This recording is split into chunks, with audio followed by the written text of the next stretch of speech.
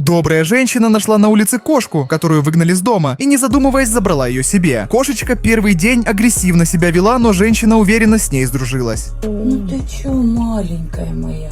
Как бы уже скоро сутки, а она до сих пор вот... Ну ты чё, моя? До сих пор агрессивная. Ну ты моя хорошая, ты моя красавица. Все будет хорошо. Ты все, ты дома, моя маленькая. Дома. Красавица такая, такие глазки, господи, боже мой. Поддержи канал подпиской.